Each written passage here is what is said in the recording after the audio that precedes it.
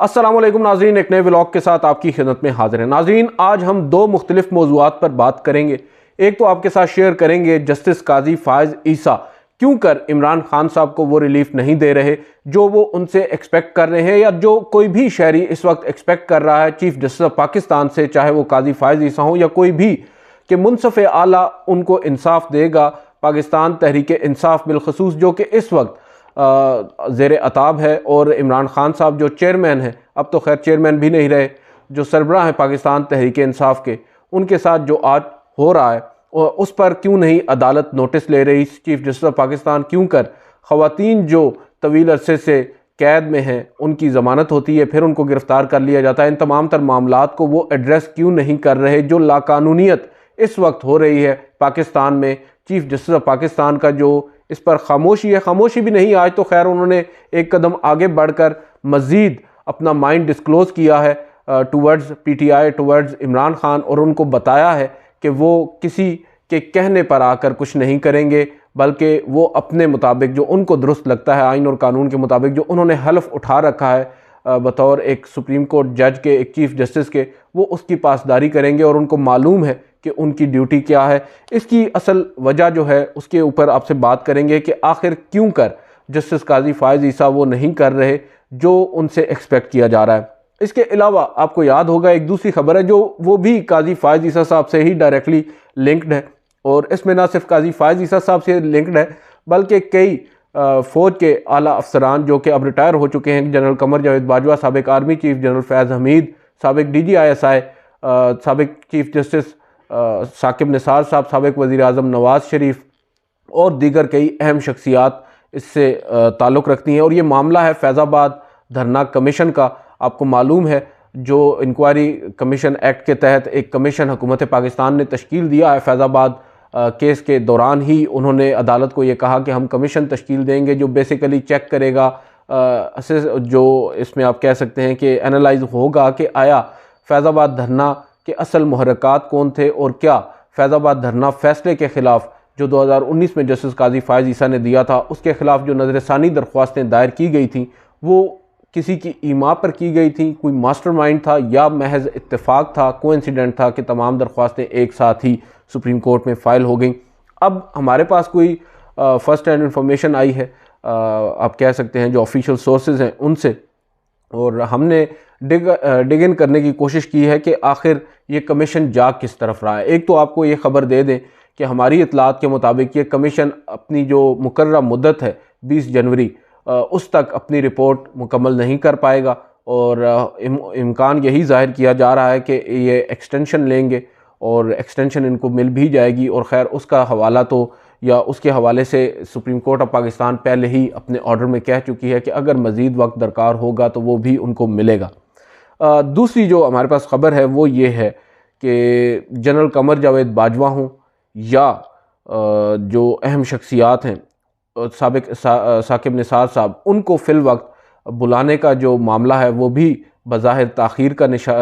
शिकार नज़र आ रहा है। जहाँ तक बात है जनरल फैज़ हमीद साहब की, हमारी इतलात के मुताबिक बहुत जल्द उनको भी समन जारी किया जाएगा, उनको भी बुलाया जाएगा। आपको मालूम है इस वक्त जो कमीशन काम कर रहा है उस कमीशन ने कई अहम शख्सियात को बुलाया है, मगर अभी तक जो मामलात हैं वो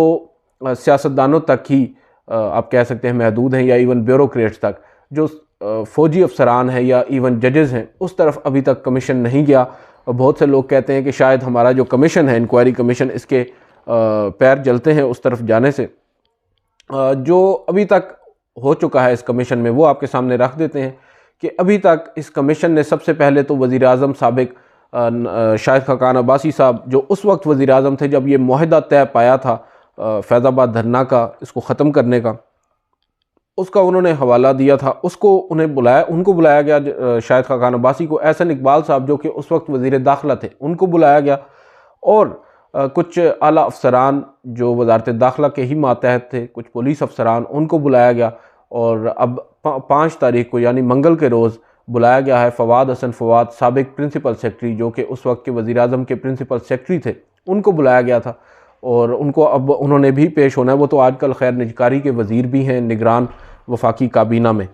जहाँ तक बात है जनरल फैज़ हमीद की, हमारी जो इतलात हैं उसके मुताबिक ये सोचा जा रहा है कि जो उस वक्त वज़ीर आज़म हाउस के अंदर मीटिंग हुई थी ये फैज़ाबाद धरने से मुतालिक, उस मीटिंग के जो शुरका थे उनको बुलाया जाएगा। और उससे एक चीज़ तो वाज़ेह होती है कि ऐन मुमकिन है साकिब निसार साहब चीफ़ जस्टिस ऑफ पाकिस्तान और जनरल कमर जावेद बाजवा उनको ना बुलाया जाए, क्योंकि वो दोनों उस मीटिंग में शामिल नहीं थे। General Faiz Hameed was present there और उनके हवाले से हमारी इतलात यही हैं कि उनको अब जल्द समन किया जाएगा और उनसे पूछगछ की जाएगी कि आखिर इसके पीछे असल वजह क्या थी, मुहर्रकात क्या थे। और जहाँ तक बात है जनरल फैज़ हमीद की, तो वो तो सिग्नेटरी भी हैं उस माहदे के जो उस वक्त TLP और हुकूमत पाकिस्तान के माबैन हुआ था। मगर एक बात बड़ी वाज़ेह है कि साबिक वज़ीर आज़म शाहिद खाकान अब्बासी हों या वज़ीर दाखिला एहसन इकबाल, वो दोनों ही टू सम एक्सटेंट एग्जोनरेट कर चुके हैं जनरल फैज़ हमीद को, साबिक DGI को। उस वक्त वो गालिबन DGC थे जब ये माहदा हुआ था। और इन दोनों ने कहा है कि वो जो माहदा हुआ था वो हुकूमत पाकिस्तान ने दरअसल किया था, ISI ने नहीं किया था। उसके बाद जो हमारी इतलात आ रही हैं उसके मुताबिक हमने जब ये पूछने की कोशिश की कि जो साबिक चीफ़ जस्टिस हैं मियाँ साकिब निसार साहब, क्या उनको भी बुलाया जा सकता है, तो हमें ये बताया गया कि अभी तक साकिब निसार साहब का दूर दूर तक कोई नामो निशान नज़र नहीं आ रहा। हमारी इंक्वायरी में उनका कोई ताल्लुक़ बनता नज़र नहीं आ रहा। आगे चलकर हम देखेंगे, जायज़ा लेंगे कि उनका रोल कहाँ बनता है, उसके बाद फिर उनको बुलाया जाएगा, ये उन अहम शख्सियात का मानना है। और दूसरी जानिब जो रिव्यू पिटिशंस फ़ाइल की गई थी एक के बाद एक, उनके बारे में जब पूछा कि जो रिव्यू पिटिशंस फ़ाइल हुई, जो नज़रसानी दरख्वास्तें दायर हुई, उनसे मुतालिक चीफ़ जस्टिस काजी फ़ायज़ ईसा ने एक TOR शामिल करवाया था। क्या उस TOR पर भी काम किया जा रहा है? वो TOR यही था कि जो फैज़ाबाद धरना फ़ैसले के ख़िलाफ़ नज़रसानी दरख्वास्तें दायर की गई थीं एक साथ, उनके पीछे असल मुहर्रिकात क्या हैं। और जो हमें अभी तक मालूमात मिल रही हैं, और हो सकता है हमारी मालूमात दुरुस्त ना भी हों, मगर हमारी इतलात यही हैं कि अभी तक वो जो TOR था, जो पहले रोज़ जब ये नोटिफिकेशन जारी किया गया उस कमीशन का, अटॉर्नी जनरल ने अदालत को आगाह किया, उस वक्त वो TOR शामिल नहीं था। और चीफ़ जस्टिस ऑफ पाकिस्तान ने कमरा अदालत में उनसे पूछा था कि हमने आपसे एक TOR शामिल करने की बात की थी, क्या आप लोग उसमें इंटरेस्टेड नहीं हैं? तो अटॉर्नी जनरल ने कहा था कि हम जल्द ही उसको भी शामिल करेंगे और फिर नोटिफाई कर देंगे। अभी तक की जो इतलात हैं, जो कमीशन इस वक्त काम कर रहा है, उसके सामने TORs तो मौजूद हैं, मगर वो TOR अभी तक उनको शायद मिला नहीं, ऐसा नया नोटिफिकेशन। और कुछ लोग ये भी बता रहे हैं कि वज़ारत कानून और अटॉर्नी जनरल ऑफिस की जानिब से समरी भेजी जाएगी, तभी फिर जो कमीशन है वो उस मामले को भी देखेगा।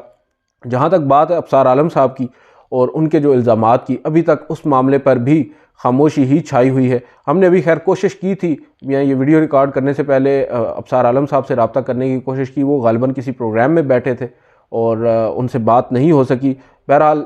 मैं अब जल्द ही उनसे रब्ता करूँगा और फिर उनसे भी कुछ तफसीलात लेंगे कि आया उनको बुलाया गया, उनसे रब्ता किया गया, क्योंकि जो की है इस तमाम तर मामले के अंदर, वो अब अफसार आलम साहब का वो जवाब है, वो CMA है, जो सिविल मिसलेनियस अपील उन्होंने सुप्रीम कोर्ट में फ़ाइल की थी एप्लीकेशन, जिसमें उन्होंने इल्ज़ामात आयद किए थे। उन्होंने बताया था कि उन्होंने उस वक्त बतौर चेयरमैन पैमरा साबिक वज़ीर आज़म नवाज़ शरीफ, साबिक DG साबिक army chief general Qamar Javed Bajwa और साबिक चीफ़ जस्टिस साकिब निसार साहब को ख़तूत लिखे थे। तो बज़ाहिर नज़र यही आ रहा है, जो अभी तक मैंने अभी तक रीड किया है इस कमीशन को, जो ये काम कर रहे हैं, कि ये कमीशन बज़ाहिर अभी तक अफसार आलम साहब के उन इल्ज़ामात पर नहीं जा रहा, बल्कि इन्होंने अपना फोकस अभी उस मीटिंग को रखा हुआ है जिस मीटिंग में ये मामला तय पाया था फैज़ाबाद धरने से मुतालिक, जो प्राइम मिनिस्टर ऑफिस में हुई थी, और उसके जो शुरका हैं उनको बुलाने की बात हो रही है। इसका मतलब यही है कि शायद जो अफसार आलम साहब के इल्ज़ामात हैं उन पर मामलात बाद में टेकअप होंगे। और बज़ाहिर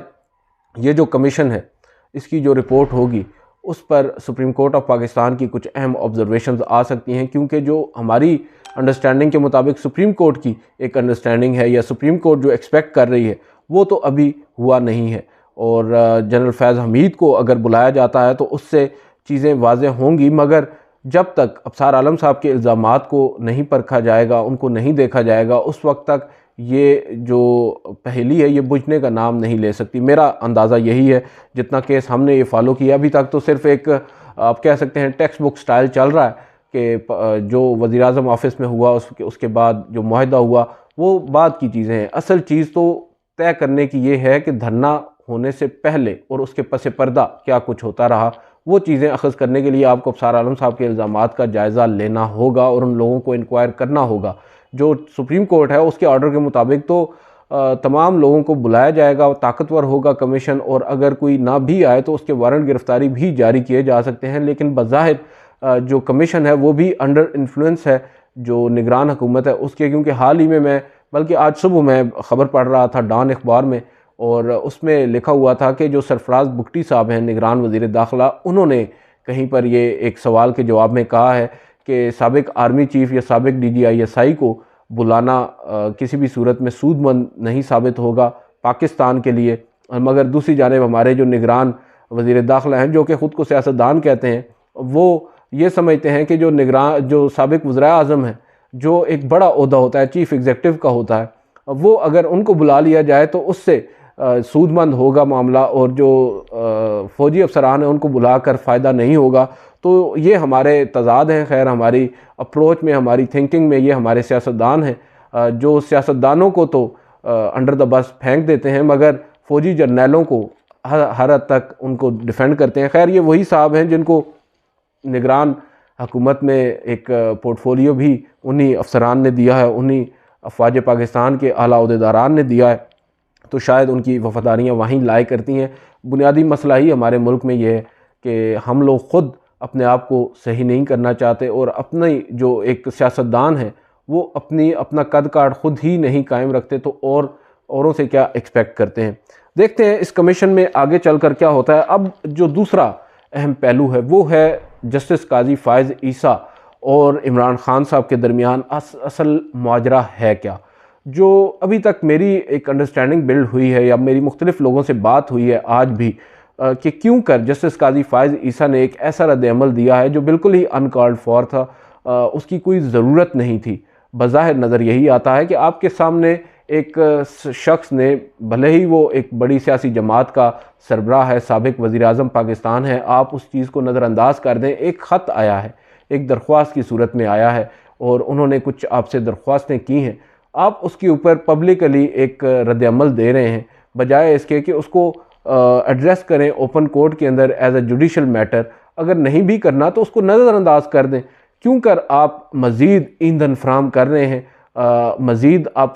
उस मामले को तूल दे रहे हैं कि आपको ऑलरेडी जो पाकिस्तान तहरीक इंसाफ है या अमूमी तौर पर भी जो आपके हामी कई ऐसे लोग हैं, मैं अभी असद तूर साहब का भी व्लॉग सुन रहा था, मुख्तलिफ जो लोग हैं वो आप पर तनकीद कर रहे हैं जो माजी में आपके हामी रहे हैं, क्योंकि बहुत से लोगों की एक्सपेक्टेशंस हैं आपसे बतौर चीफ़ जस्टिस ऑफ पाकिस्तान कि आप तमाम शहरियों को जो उनके बुनियादी हकूक़ हैं उनकी फ़राहमी में जो आपसे बन पड़ता है बतौर चीफ़ जस्टिस, वो अपना काम करेंगे, उनकी फ़राहमी के लिए अपने इक़दामात उठाएंगे, और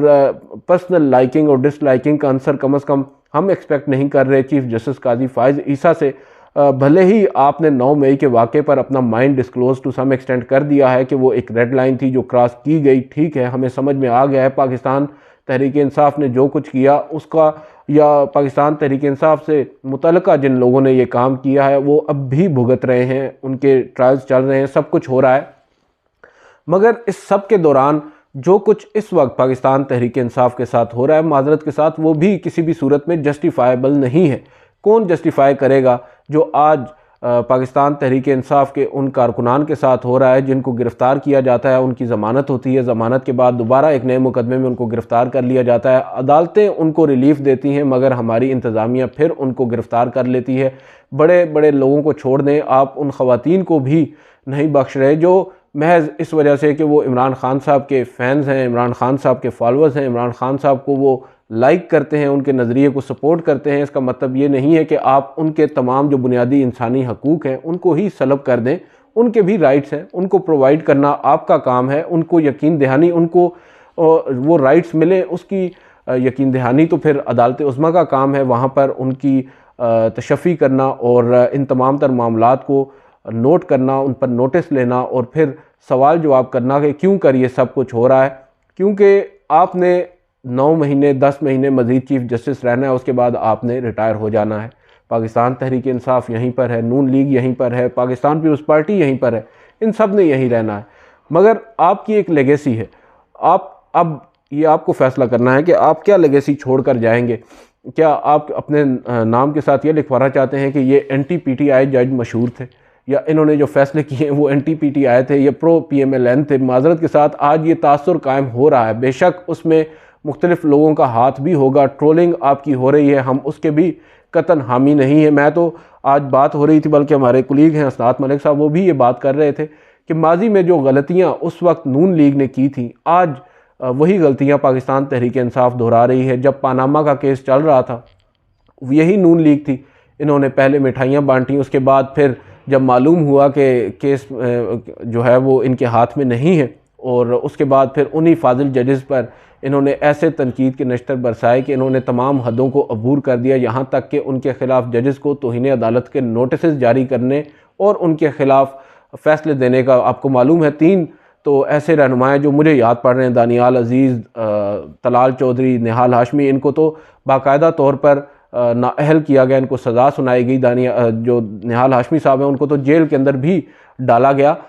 ये तमाम चीज़ें हमारे सामने, और हमने देखा कि उस वक्त नून लीग का जो रवैया था, जो उस वक्त जजेस साहिबान से मुतालिक, बिलखसूस उन 5 जजेस साहिबान जिनको अनमोल रतन कहा जाता रहा, जिनको अनमोल हीरे कहा जाता रहा, और उन पर तनकीद की जाती रही। बेशक अदालती फ़ैसलों पर तनकीद होनी चाहिए, अदालती फ़ैसले भी कोई इतने अच्छे नहीं थे माजी में कि हम उनको यहाँ पर डिफेंड करें, मगर जो पर्सनल लेवल के अटैक्स हैं, जो आप कह सकते हैं कि हितक आमेज़ या तौहीन आमेज़ किस्म के अल्फाज जब इस्तेमाल होते हैं सिटिंग जजेस के हवाले से, तो फिर जजेस भी इंसान हैं, वो भी फ़ील करते हैं। और फिर उन्होंने अच्छा खासा फ़ील किया जब JIT की रिपोर्ट आई, और फिर नवाज़ शरीफ साहब को ताहयात नाअहल भी होना पड़ा। इसमें एक बड़ा किरदार नून लीग का अपना था। नून लीग ने अव्वल तो जो रसीदें दिखाने की बात है, वो बातें सब अपनी जगह पर कायम है, मगर इन्होंने ख़ुद जजेस को उस वक्त अनॉय भी किया था, उनके ख़िलाफ़ बाकायदा मुहिम जोई कर उनको एक, आप कह सकते हैं कि उनका माइंड सेट बनाने में अपना किरदार अदा किया था, जो बाद में हमें नज़र भी आया। और उसके बाद अब हम देख रहे हैं कि पाकिस्तान तहरीक इंसाफ है, एक जानिब पाकिस्तान तहरीक इंसाफ के चेयरमैन ख़त लिख रहे हैं चीफ़ जस्टिस ऑफ पाकिस्तान को, और उनसे कह रहे हैं कि उनकी पॉलिटिकल विक्टिमाइजेशन हो रही है, उनकी सियासी जमात के साथ ज़्यादती हो रही है, उनके लोगों को गिरफ़्तार किया जाता है। तमाम बातें ऑन रिकॉर्ड लेकर आए हैं, जो बड़ी एक अच्छी बात थी, और तमाम बातें जो उन्होंने की हैं फैक्चुअली बिल्कुल करेक्ट हैं, कोई उसमें दो राय है ही नहीं, बल्कि शायद 2-4 बातें उन्होंने कम ही लिखी होंगी जो कुछ आज हो रहा है। बावजूद इसके जो पाकिस्तान तहरीक इंसाफ की सोशल मीडिया टीम है, वो आज भी इमरान खान, जो काजी फ़ाइज़ ईसा साहब हैं, उनको ट्रोल कर रही है। ना सिर्फ काजी फ़ाइज़ ईसा साहब, जो भी जजेस जो उनको आज पसंद नहीं, या जो उनके हक़ में फ़ैसले नहीं दे रहे अपेरेंटली, उनके ख़िलाफ़ बाकायदा तौर पर मुहिम जोई की जा रही है, उनके हवाले से हर तरह की बात की जा रही है। बेशक